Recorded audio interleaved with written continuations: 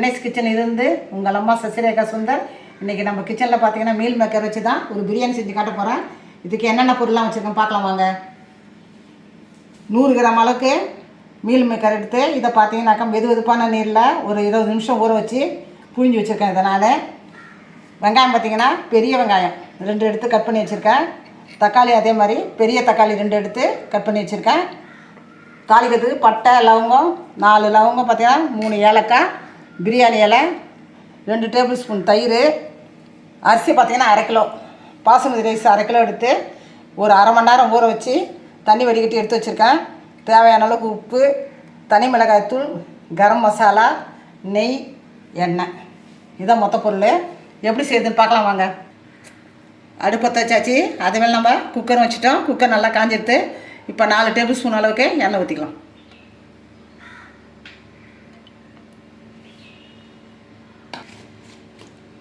ஒரு table spoon அளவுக்கு நெய் சேர்த்துக்கலாம்.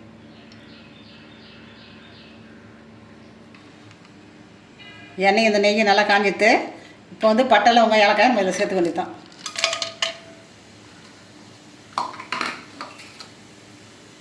அது பொரியும் போதே நம்ம பிரியாணி இலையும் போட்டுக்கலாம்.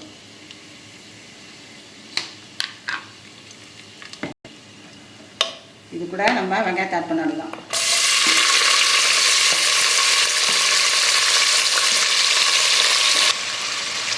வெங்காயம் வதங்கும் போதே பார்த்திங்கன்னா 2 ஸ்பூன் நம்ம வந்து இஞ்சி பூண்டு பேஸ்ட்டு அதை ஆட் பண்ணது தான்.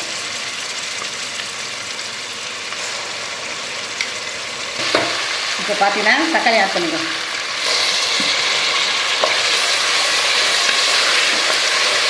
இதில் நம்ம மீல் மேக்கர் சேர்த்து பண்ணிக்கலாம். 100 கிராம் அளவுக்கு எடுத்து நான் ஊற வச்சு தண்ணி எடுத்து வச்சுருக்கேன். அதில் சேர்த்து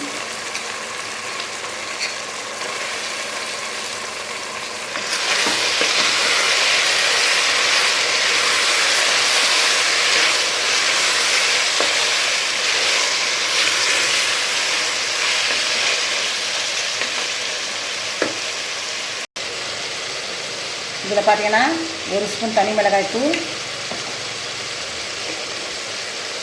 1/2 ஸ்பூன் கரம் மசாலா.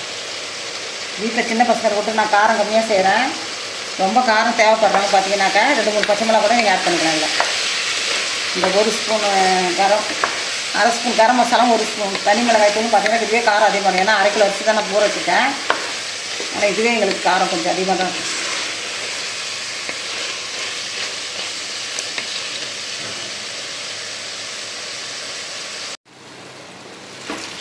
இந்த வெங்காயம் தக்காளி மீல் மேக்கர் எல்லாம் நல்லா வதங்கிடுச்சு.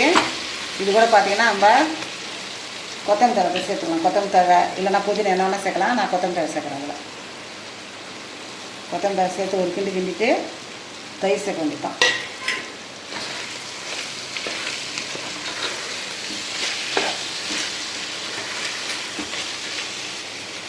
இப்போ பார்த்திங்கன்னா தயிர் அதில் ஆட் பண்ணிக்கலாம்.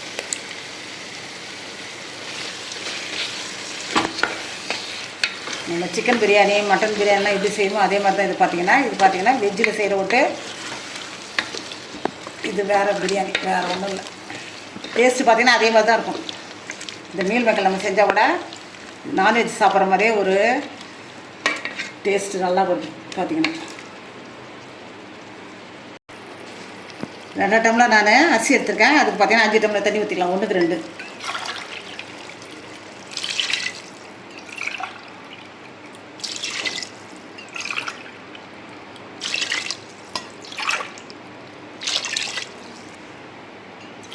இதோட பார்த்திங்கன்னா 5 டம்ளர் ஊற்றி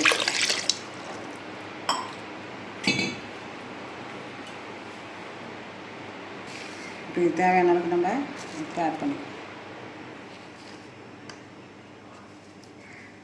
நல்லா கொதி வந்ததும் அரிசி போடணும்.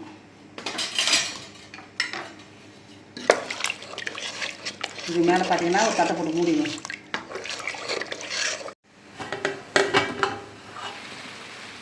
நல்லா கொதி வந்துட்டு இப்போ நம்ம அரிசி போட்டு வேண்டியதான்.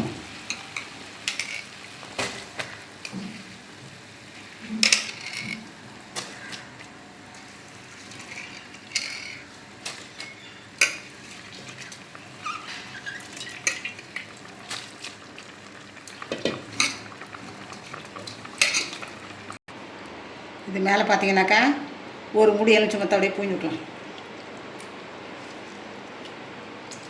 பூஞ்சி விட்டு ஒரே ஒரு கிண்டிட்டு நம்ம குக்கர் மூடி போட வேண்டியது தான்.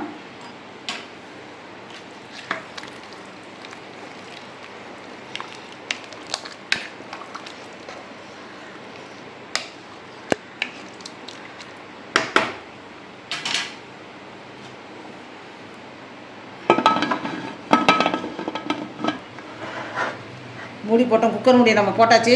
இப்போ பார்த்தீங்கன்னா லோ ஃப்ளேமில் வச்சிடணும். அடுப்பு வச்சுட்டு வெயிட்டை போடக்கூடாது. வெயிட்டை போடாதே நம்ம 20 நிமிஷம் வச்சு தான் கேஸ் ஆஃப் பண்ணி நம்ம வெயிட்டை போடணும்.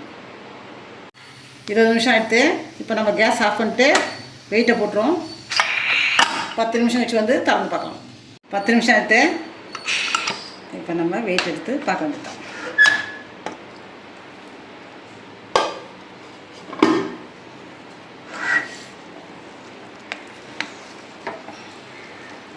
நல்லா பொலன்னு பார்த்தீங்கன்னாக்கா சூப்பராக மணக்க மீல் மேக்கர் பிரியாணி ரெடி ஆகிடுச்சு. நான் வேறு ஒரு பிளேட்டுக்கு மாற்றி காட்டுறேன். நம்ம அன்னைஸ் கிச்சனில் பார்த்தீங்கன்னா இன்றைக்கி மீல் மேக்கர் வச்சு தான் ஒரு பிரியாணி செஞ்சுட்டேன். ரொம்ப ஈஸியானது தான் இது. பார்த்தீங்கன்னாக்கா இது நம்ம சிக்கன் மட்டன் எடுத்து கொடுக்க யாரும் வீட்டில் ஆள் இல்லைன்னும் போது இந்த மாதிரி நம்ம செய்யலாம். இதை நம்ம அதே அளவு டேஸ்ட் வந்துடும். பார்த்தீங்கன்னாக்கா அதே மாதிரி விரத நாள்லையும் பார்த்தீங்கன்னாக்கா இது மாதிரி செஞ்சு குடும்பத்தில் கொடுத்தீங்கன்னா சந்தோஷமாக சாப்பிடுவாங்க. அதனால் நீங்கள் செஞ்சு பாருங்கள். செஞ்சு பார்த்துட்டு எனக்கு கமெண்ட்ஸில் சொல்லுங்கள். இதுக்கு மேட்சாக பார்த்தீங்கன்னாக்கா ஒரு தயிர் பச்சடி வச்சுருக்கேன் நான். ஒரு அப்பளம் இல்லைனா ஒரு வத்தலோ ஒரு ஊறுகாய் கூட தொட்டு சாப்பிடலாம் இதுக்கு. அதனால் பார்த்தீங்கன்னா நீங்கள் செஞ்சு பார்த்து எனக்கு கமெண்ட்ஸில் சொல்லுங்கள். லைக் பண்ணுங்கள், ஷேர் பண்ணுங்கள், கமெண்ட் பண்ணுங்கள். மறக்காமல் என்னுடைய அன்னைஸ் கிச்சனுக்கு சப்ஸ்கிரைப் பண்ணுங்கள். தேங்க்யூ.